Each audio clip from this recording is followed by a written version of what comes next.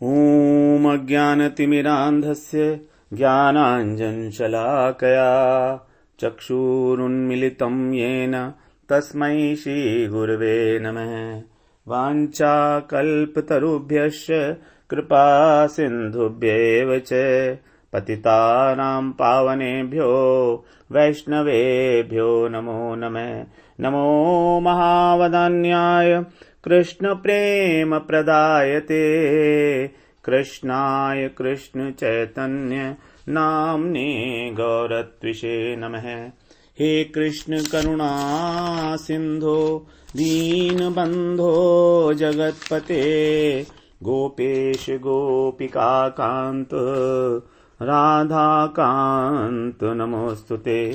तप्त कांचन गौरांगी राधे वृंदावनेश्वरी वृषभानुसुते देवी प्रणमामि हरिप्रिये। वृंदायै तुलसी देव्यै प्रियायै केशवस्य च कृष्ण भक्ति प्रदे देवी सत्यवत्यै नमो नमः। श्री कृष्ण चैतन्य प्रभो नित्यानंद श्री अद्वैत गदाधर शिवसदि गौर भक्त वृंद। हरे कृष्ण कृष्ण कृष्ण हरे हरे हरे राम राम राम हरे हरे। हरे कृष्णा। सर्वप्रथम मैं अपने गुरुपाद पद्म ओम विष्णुपाद अष्टोत्तर शत श्री श्रीमद् भक्ति वेदांत माधव गोस्वामी महाराज के चरण कमलों में अनंत कोटि दंडवत प्रणाम ज्ञापन करता हूं। हम लोग भगवद गीता के चौथे अध्याय का श्रवण कर रहे हैं। यहां पर 33वें श्लोक में भगवान ने कर्म के बारे में एक प्रकार से उसका उपसंहार किया है। अभी 34वें श्लोक से भगवान तत्व ज्ञान की बात आगे करेंगे। तो हम लोग यहां पर कर्म का तत्व जो है वो समझने का प्रयास कर रहे हैं। इसमें हम लोगों ने 2 दिन कर्म के बारे में चर्चा की। उसमें हमने श्रवण किया कर्म 3 प्रकार के, संचित कर्म, प्रारब्ध कर्म और क्रियमाण कर्म। संचित कर्म जो हमारे अंतःकरण में संग्रहित रहते हैं, हमारे चित्त में। संचित कर्म का जो फल अंश है वो प्रारब्ध कर्म कहलाता है। उसके बारे में हम आगे भी श्रवण करेंगे। संचित कर्म का जो दूसरा अंश है उसको बोलते हैं संस्कार अंश। ये संस्कार अंश इस स्फुरणाओं के रूप में हमारे हृदय में प्रकट होता है। अब इस स्फुरणाएं जो हैं वो संचित कर्म की भी होती हैं और जो पुराने पूर्व जन्म वाले संचित कर्म हैं, और जो नए संचित हैं यानी जो वर्तमान जीवन में जन्म से लेकर अभी तक जो कर्म किए हैं ये भी क्योंकि संचित में चले गए हैं तो इनकी भी स्फुरणाएं होती हैं। अब जो नई वाली स्फुरणाएं हैं, नए वाले कर्मों की जो स्फुरणाएं हैं, ये हमको कर्म करने के लिए बाध्य करती हैं। जन्म से लेके अभी तक हमारे जो कर्म हैं वो सब भी संचित में चले गए हैं, तो उनकी जो स्फुरणाएं हैं वो हमको बाध्य करती हैं कि हम वो कर्म करें। और वो कर्म हमेशा ही अच्छे कर्म ही होंगे, पॉजिटिव ही होंगे, निगेटिव नहीं होंगे। दूसरी बात, जो संचित कर्म है उनकी स्फुरणाएं हमको बाध्य नहीं करती हैं। लेकिन अगर उसमें हम लोग अपना राग और द्वेष लगा दें, उसको युक्त कर दें, उसमें अटैच हो जाएं उन स्फुरणाओं के साथ कि ये तो होना ही चाहिए, ये तो होना ही चाहिए, तो फिर वो संकल्प बन जाएंगी। तीसरी बात, ये तो स्फुरणा की बात हुई। अब हमारी जो स्वप्नावस्था है, हमारी 3 अवस्थाएं, जागृत, स्वप्न और सुषुप्ति। तो स्वप्नावस्था में हमारी इंद्रियां, मन और बुद्धि, वो इंद्रियां सो जाती हैं, मन हमारा जागा रहता है। तो मन जागा रहने के कारण जो संचित कर्मों की हैं, जो पुराने वाले संचित हैं, उनकी स्फुरणाएं हमारी होती हैं। और बुद्धि क्योंकि उस समय प्रायः सुप्त अवस्था में होती है, प्रायः पूरी की पूरी नहीं होती है, वो रिलैक्सिंग मूड में होती है। तो इसलिए बुद्धि का उसके अंदर, क्योंकि बुद्धि ऑर्डरली घटनाओं को ऑर्डर प्रदान करती है कि कोई भी घटना डिसऑर्डरली ना हो। लेकिन स्वप्न में कभी भी ऑर्डर नहीं रहता है, क्योंकि हम लोग स्वप्न में कुछ भी देख सकते हैं, क्रम नहीं रहता है घटनाओं का। जैसे एक व्यक्ति मर गया, उसके बाद दोबारा से जिंदा हो गया, ऐसा भी देख सकते हैं, है ना। ये हमने उदाहरण दिया था कि शहर हमारा दिल्ली का है, जैसे हमने देखा, है ना, और मार्केट लग रहा है कलकत्ता का, और उसमें कोई फॉरेनर जो है शॉपिंग कर रहा है। या हम लोगों की किसी ना किसी जीवित व्यक्ति से बात हो जाती है, उससे हम लोग चर्चा कर लेते हैं, या मरे हुए व्यक्ति से भी कई बार बातें हो जाती हैं, जो लोग मर चुके हैं, हमारे जो क्लोज संबंधी है। तो ये सब हमारे जो पुराने संचित हैं उनकी प्रेरणा से होता है ऐसा। अब हम लोग जागृत अवस्था की बात करते हैं। तो जागृत अवस्था में जब हमें स्फुरणा होती है, जागृत अवस्था में जब हमें स्फुरणा होती है, तो फिर स्फुरणा इतनी तेज होती है कि हमारी बुद्धि उस पर कंट्रोल नहीं कर पाती है। हमारे मन में जो पुराने विचार, जो गलत विचार उठते हैं, देखिए पहले हमने बात की थी क्रियमाण कर्म जो पुराने चले गए हैं उनकी स्फुरणा कभी गलत नहीं होगी, लेकिन जागृत अवस्था में, वो भी जागृत अवस्था में ही थी, लेकिन वो स्फुरणा थी उन कर्मों की जो हमने पहले कर लिए हैं इस जन्म के अंदर। लेकिन जागृत अवस्था में अब हमारे जो स्फुरणा हो रही है वो, उस पर बुद्धि का अधिकार नहीं रहता है। कई बार हम लोग बाध्य हो जाते हैं काम करने के लिए। वो ये वाली जो बात कर रहे हैं ये उन स्फुरणाओं की बात कर रहे हैं जो संचित कर्मों की स्फुरणाएं हैं, जो पुराने संचित कर्मों की स्फुरणाएं हैं। तो ये स्फुरणाएं हमारी बुद्धि का अधिकार खत्म हो जाता है, तो ये हमको प्रेरित करती हैं कि आप जो है बाध्य हो जाते हो कि ये काम करना ही है आपको।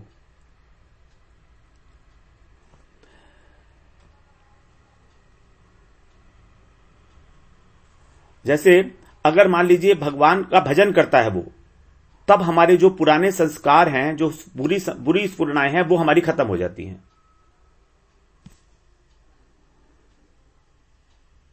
इसमें एक चीज थोड़ी सी समझने में दिक्कत आ रही है, वो यही है कि स्फुरणाएं जो हमने पहले बात की कि संचित कर्म की स्फुरणाएं हुई और क्रियमाण कर्म की स्फुरणाएं हुई, दो प्रकार की स्फुरणाएं हुई।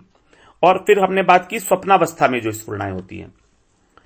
स्वप्नावस्था में जो स्फुरणाएं होती हैं उसमें भी बुद्धि का अधिकार नहीं रहता है, और जागृत अवस्था में जो स्फुरणाएं होती हैं उनमें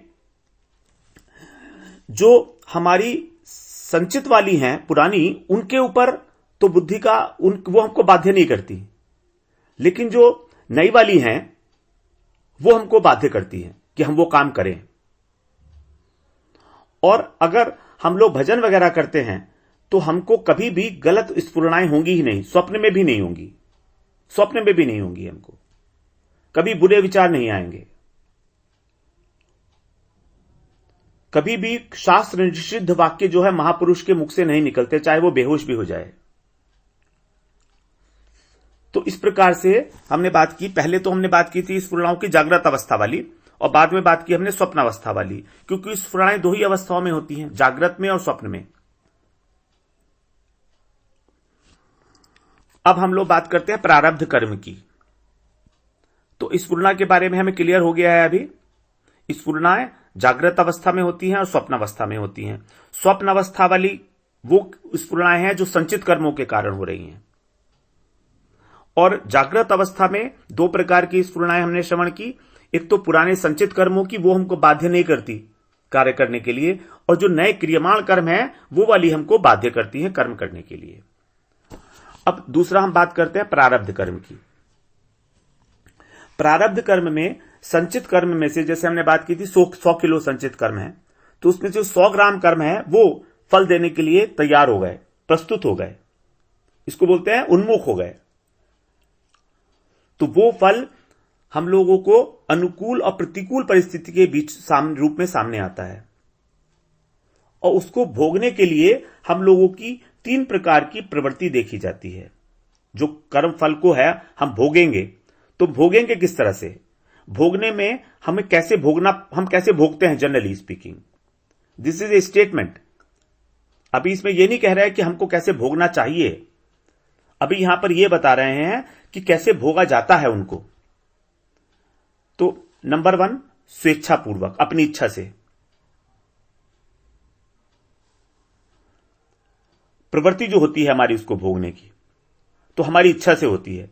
अब इच्छा से कैसे, पहले सुन लेते हैं। 3 प्रकार की प्रवृत्ति जो है, स्वेच्छापूर्वक, अनिच्छापूर्वक, हमारी इच्छा नहीं है तो भी हमें भोगना पड़ रहा है, और तीसरा है किसी दूसरे की इच्छा से, तो भी हमको भोगना पड़ जाता है। तो हम इसको एक एग्जाम्पल से समझ लेते हैं। स्वेच्छापूर्वक हम कैसे भोगते हैं प्रारब्ध कर्म को। जैसे दो व्यापारी हैं और उन्होंने एक साथ ही एक ही दुकान से माल खरीदा। अब एक को लाभ होता है, दूसरे को हानि होती है। हम देखते हैं ऐसा कई बार। तो यहां पर जो माल खरीदने की प्रवृत्ति हुई, जो इच्छा हुई, वो इनकी इच्छा के अनुसार हुई। उन्होंने इच्छा की कि हम जाके माल खरीदें, तो वो माल खरीद लिया, प्रवृत्ति हुई उनकी। लेकिन लाभ और हानि होना वो उनकी इच्छा के अनुसार नहीं हुआ, ये उनके प्रारब्ध का फल है। तो काम में प्रवृत्त होना तो इच्छा से हुआ, लेकिन लाभ और हानि होना वो प्रारब्ध का फल है। ये हो गया इच्छापूर्वक। अब अनिच्छापूर्वक कैसे है? अनिच्छापूर्वक जैसे मान लीजिए एक व्यक्ति कहीं जा रहा था और नदी में बाढ़ आई हुई थी और बाढ़ में एक टोकरा आ रहा था। एक, और उस टोकरे को उसने रोक लिया और उसको देखा खोल के, तो उसमें बहुत सारा धन मिल गया। तो उसकी तो इच्छा नहीं थी उस धन को प्राप्त करने की, लेकिन उसकी प्रवृत्ति हुई, अचानक से उसने रोक लिया टोकरे को बिना किसी कारण के। तो ये दैववश हो गई, अनिच्छापूर्वक, दैववश, भाग्य के कारण।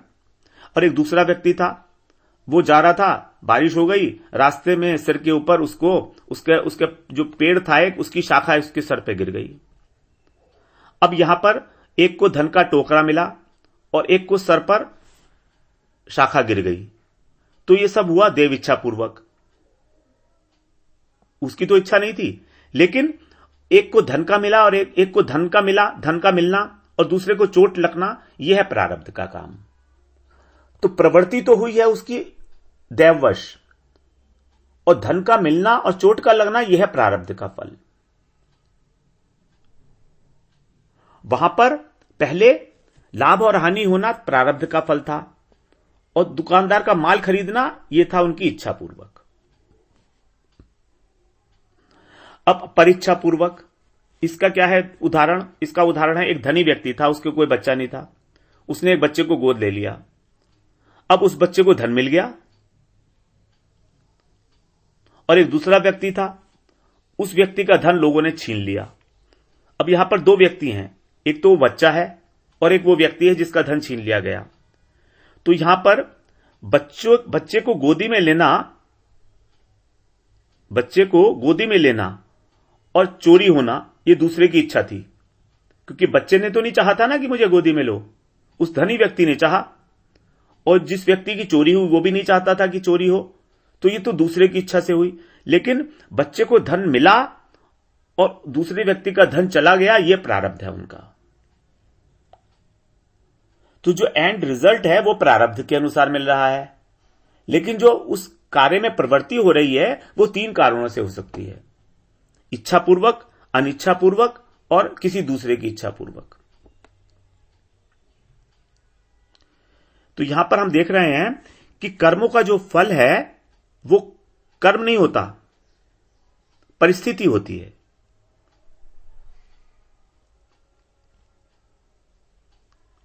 क्योंकि यदि मान लीजिए क्रियमाण कर्म, क्योंकि हम लोग इस समय वर्तमान में क्या कर रहे हैं, हमारी स्वतंत्रता है क्रियमाण कर्म में, कार्य को करने में हमारी बिल्कुल स्वतंत्रता है। यह प्रारब्ध का फल नहीं है। अभी इस समय हम जो कार्य कर रहे हैं ये हमारे प्रारब्ध का फल नहीं है, इसमें हमारी स्वतंत्रता है। क्योंकि अगर हम जो भी कार्य करेंगे, अगर हम उसको ये सोचें कि यह प्रारब्ध का फल है, तो हमारी स्वतंत्रता ही नष्ट हो गई, फिर तो हम मशीन बन गए। और मशीन बन गए तो हमारे गुरुजी और हमारे शास्त्र जो हमारी आज्ञा दे रहे हैं कि ऐसा मत करो वैसा मत करो, तो ये तो सब उनकी जो उपदेश है वो बेकार हो जाएंगे और जो कर्मों का प्रवाह है वो कभी भी बंद नहीं होगा। इसीलिए क्रियमाण कर्म को करने में हमारी स्वतंत्रता दी गई है। तो अब हमने प्रारब्ध कर्म में ये श्रवण किया कि इच्छापूर्वक, अनिच्छापूर्वक और पर इच्छापूर्वक कार्य में प्रवृत्ति होती है, लेकिन उसका फल प्रारब्ध के अनुसार मिलता है। ठीक है। और क्रियमाण कर्म करने में हमारी, वर्तमान कर्म करने में हमारी स्वतंत्रता होती है। हम स्वतंत्र हैं कि हम क्या करें। यह नहीं है कि प्रारब्ध हमको फोर्स कर रहा है कि तुम जाकर एक व्यक्ति का मर्डर करो, नहीं। प्रारब्ध वो परिस्थिति पैदा कर रहा है। अब परिस्थिति में उसका मर्डर करना या उसकी हेल्प करना, इसके लिए हम स्वतंत्र हैं। वो परिस्थिति ऐसी बन गई, उस व्यक्ति ने हमको बहुत गाली दी, हमारी इच्छा हुई कि हम उसको थप्पड़ मारे, तो ये परिस्थिति बन गई, एक प्रतिकूल परिस्थिति। अब इस प्रतिकूल परिस्थिति में हम लोग किस तरह का व्यवहार करें उस व्यक्ति के साथ, वो उसके लिए हम स्वतंत्र हैं। हम उसको क्षमा कर सकते हैं या हम उसको बदले में उसके भी एक थप्पड़ मार सकते हैं। यहां स्वतंत्रता है हमारी। क्योंकि अगर कर्म करने में स्वतंत्रता नहीं रहेगी तो फिर सारा कर्म की थ्योरी ही खराब हो जाएगी सब। फिर तो कभी कर्म से निकल ही नहीं सकते, फिर एक विशियस साइकिल बन जाएगा एक। हमको इस विशियस साइकिल बनने से कर्म को रोकना है। We have to stop this movement somewhere. अब प्रारब्ध कर्म हमने जैसे बात किया, प्रारब्ध कर्म 3 प्रकार से हमारे सामने आता है: अनुकूल परिस्थिति, प्रतिकूल परिस्थिति और मिश्रित परिस्थिति। अनुकूल परिस्थिति में हमारे पास वही 3 ऑप्शंस होते हैं। हम लोग कार्य में प्रवृत्त हों अपनी इच्छा से, अनिच्छा से या परीच्छा से। उसी प्रकार से मिश्रित परिस्थिति में भी और प्रतिकूल परिस्थिति में भी, तीनों में।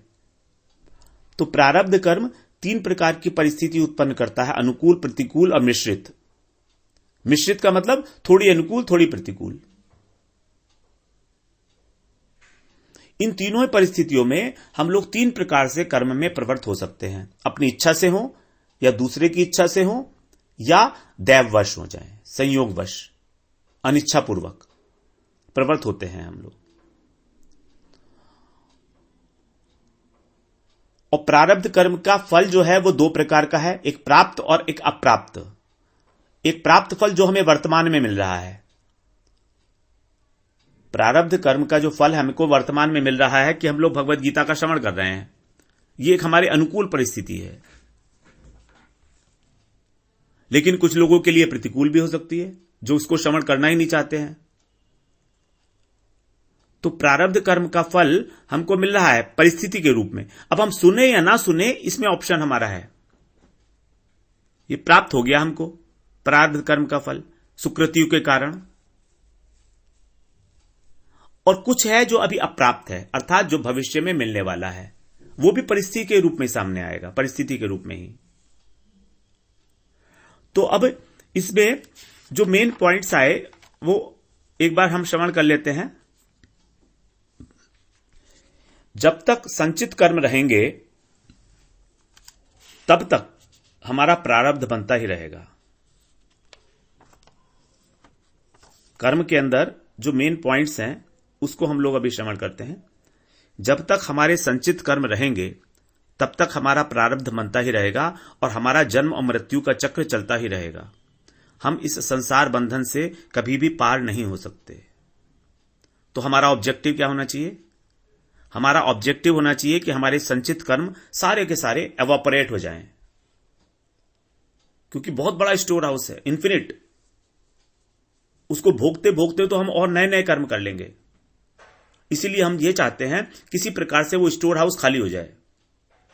It is difficult but it is possible. इसी जन्म में भगवान हमको भगवत गीता के थ्रू यही ज्ञान दे रहे हैं आगे। आप मानिए, सच मानिए इस बात को कि यदि आप इसका ध्यानपूर्वक अध्ययन कर रहे हैं तब देखिए आपकी प्रवृत्ति किस प्रकार से ऐसी हो जाएगी कि आपसे ऐसी बातें होने लगेंगी कि सब अपने आप सारे के सारे संचित कर्म खत्म हो जाएंगे आपके। आप उस प्रकार का साधन करने लगेंगे अगर आप नहीं करते हैं अभी तक। तो जब तक संचित कर्म रहेंगे प्रारब्ध बनते रहेंगे। इसीलिए हमका उद्देश्य है कि संचित कर्म हमारे अपने आप हो जाएं खत्म, अपने आप। हम नहीं करेंगे, हमारा बहुत मुश्किल है करना। हमको तो कई जन्म लेने पड़ेंगे उसके लिए। नंबर 2, प्रारब्ध परिस्थितियों के रूप में ही परिणित होता है। प्रारब्ध परिस्थिति के रूप में हमारे सामने आता है। नंबर 3, परिस्थिति हमको सुखी और दुखी होने के लिए बाध्य नहीं करती। परिस्थिति बाध्य नहीं करती। जैसे मान लीजिए मुझको भूख लगी है और मुझे खाना नहीं मिल रहा है, तो मैं दुखी हूं कि नहीं हूं ये मेरे ऊपर है। It is optional.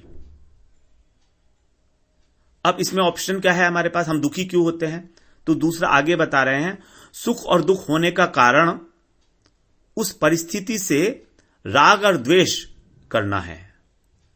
अगर हमने उस परिस्थिति में राग कर लिया या द्वेष करा, तब हम सुखी और दुखी होंगे। अगर राग कर लिया तो सुख की अनुभूति होगी और द्वेष कर लिया तो दुख की अनुभूति होगी। और इस संबंध को जोड़ने में हम लोग स्वतंत्र हैं, परतंत्र नहीं है हम, कि हमको जो है द्वेष करना ही पड़ेगा, हमको राग करना ही पड़ेगा, ऐसा नहीं है। इसीलिए तो बुद्धि को जागृत कर रहे हैं हम लोग।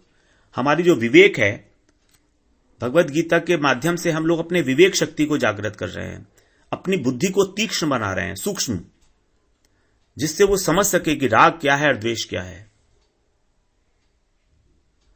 तो सुख और दुख होने का कारण परिस्थिति राग और द्वेष का संबंध स्थापित करना है। मतलब एक परिस्थिति में राग हो गया कि हमको बड़ा अच्छा लग रहा है, अब यही जो राग हो गया, बार बार हम उसी की इच्छा कर रहे हैं कि ऐसा ही हो, ऐसा ही हो, ऐसा ही हो। लेकिन वो अनुकूल परिस्थिति तो कुछ देर रहेगी ना, उसके बाद प्रारब्ध के अनुसार से, घटनाक्रम के अनुसार से प्रतिकूल बन जाएगी। तो फिर उसके लिए लालायित क्यों होना बार बार? और दुख इसलिए होता है कि हमको द्वेष हो गया कि मेरे साथ ही ऐसा होना था क्या। जैसे मुझे अगर खाना नहीं मिला, भूख लगी है, तो मुझे द्वेष हो गया कि मैंने ऐसे क्या पाप किए हैं कि मुझको खाना नहीं मिल रहा। पाप तो किए हैं, पाप तो किए हैं, तभी प्रतिकूल परिस्थिति आई है। पुराने जन्मों में जो फल देने के लिए उन्मुख हो गए, वही पाप हैं ये। लेकिन इसमें हम द्वेष बुद्धि ना रख के एक सम बुद्धि रख सकते हैं। सम बुद्धि ये कि ठीक है, कोई बात नहीं, यही मेरा प्रारब्ध है और मैं आज चलो व्रत ही कर लेता हूं। फिर अभी आज दोपहर को नहीं मिला ना, तो चलो शाम को भी नहीं खाएंगे, व्रत ही कर लेंगे। सम बुद्धि आ गई यहां पर। तो राग और द्वेष खत्म हो गए। राग द्वेष खत्म होने से सुख और दुख का खत्म हो गया रिश्ता। सुख और दुख तो मन की एक विकार है, ये जो राग और द्वेष के कारण होते हैं, इनका अपना कोई अस्तित्व नहीं है। नंबर 5, संबंध न जोड़ने के लिए हमको क्या चाहिए? हमको चाहिए विवेक, तत्व ज्ञान।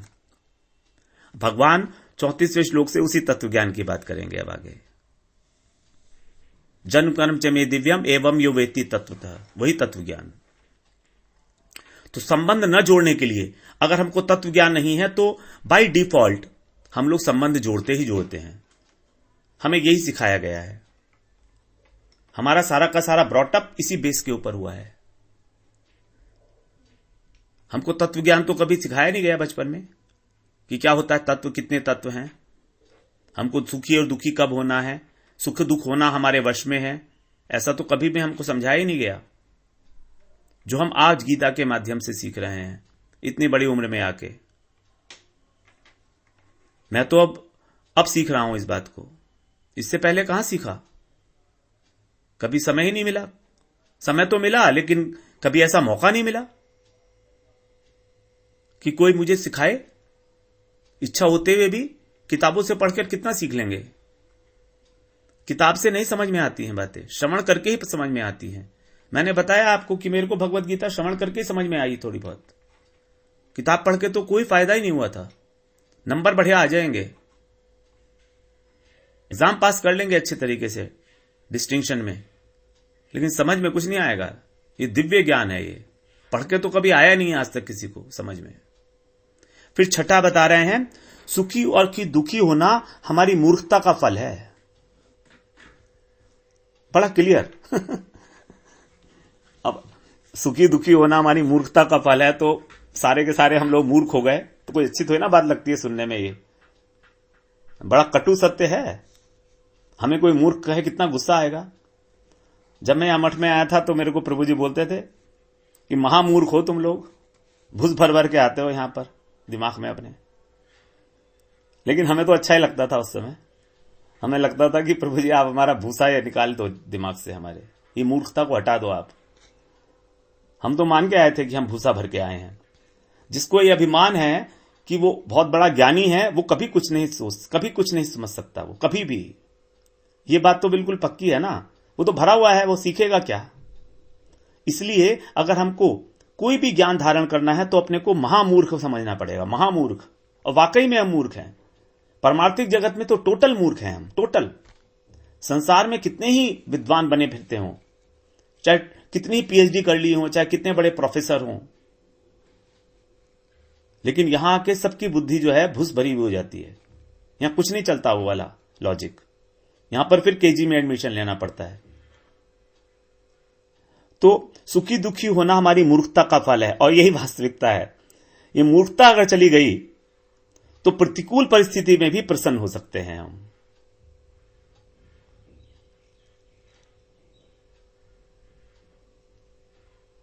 प्रतिकूल परिस्थिति में भी हम प्रसन्न हो सकते हैं।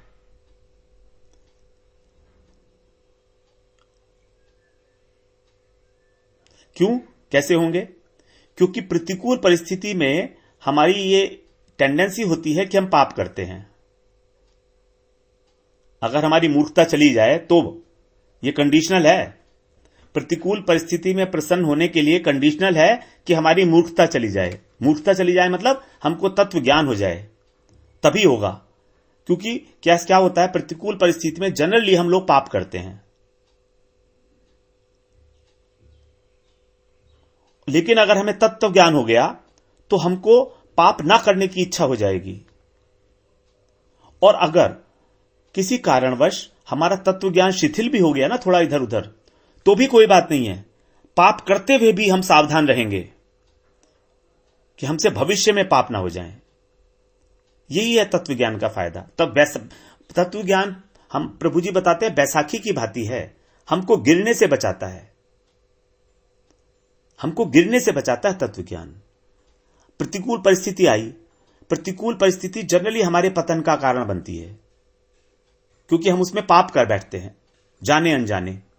अब प्रतिकूल परिस्थिति में यदि हम पाप करने में प्रवृत्त हो भी रहे हैं, क्योंकि इतना बाध्य हो रहे हैं हम उसको करने के लिए, इतना जोर आ रहा है अंदर से कि करो करो, तो भी मन में एक जागरूकता है कि हम आगे पाप नहीं करेंगे। ये जागरूकता रहेगी। इस बार करना पड़ रहा है हमको, फंस गए हम लोग अपने ऊपर, हम अपने ही बुद्धि से पराजित हो गए, लेकिन अगली बार पराजित नहीं होंगे हम, क्योंकि हमको तत्व ज्ञान हमने धारण कर लिया है। और अगर हम पाप करने की प्रवृत्ति नष्ट हो गई तो हमारा अंतःकरण शुद्ध होने लगेगा। अंतःकरण शुद्ध हो गया तो चित्त की प्रसन्नता का कारण है। तो प्रतिकूल परिस्थिति में भी चित्त प्रसन्न हो सकता है। कैसे?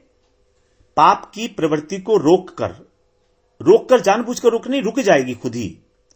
उसके रुकने से चित्त प्रसन्न हो जाएगा, जिसको हम बोलते हैं पॉजिटिविटी, सकारात्मक दृष्टिकोण। फिर दूसरा, अनुकूल परिस्थिति के अंदर हमको क्या करना है? जो भी हमको सुख सामग्री मिली है उसको स्वयं भोग नहीं करना, उसके लिए लालायित नहीं होना कि बार बार ऐसी अनुकूल परिस्थिति आती रहे, बार बार हमको ऐसा सुख मिलता रहे। नहीं, ये अगर हम इस प्रकार से लालायित होंगे तो उस अनुकूल परिस्थिति में भी हम दुखी हो जाएंगे, क्योंकि थोड़ी देर बाद प्रतिकूल आने वाली है। इसीलिए उस अनुकूल परिस्थिति का सदुपयोग करें। सदुपयोग करके उस सामग्री का जो हमें मिली है भगवत सेवा में लगा दें। बस भगवत सेवा में भगवत अर्पण कर दें उसको। भगवत अर्पण करके उसका प्रसाद ग्रहण करें, तब हमारे संस्कार नहीं बनेंगे उसमें आगे। वरना अगर हम आसक्ति पूर्वक उसका भोग करेंगे परिस्थिति का, उन फलों का, तो हमारे आगे के संस्कार दृढ़ हो जाएंगे और वो हमें फिर फंसाएंगे आगे। तो इस प्रकार से हम लोगों ने ये 7 पॉइंट्स डिस्कस किए आज कि हम किस प्रकार से प्रारब्ध कर्म से परिस्थितियों के रूप में उनसे हम लोग हैंडल कर सकते हैं उनको एक अच्छी तरीके से, समबुद्धि के साथ। अब हम लोग आगे कल श्रवण करते हैं क्रियमाण कर्म क्या है, और फिर उसके बाद आगे बढ़ेंगे। वाञ्छा कल्पतरुभ्यश्च कृपा सिन्धुभ्यैव च पतितानां पावनेभ्यो वैष्णवेभ्यो नमो नमः।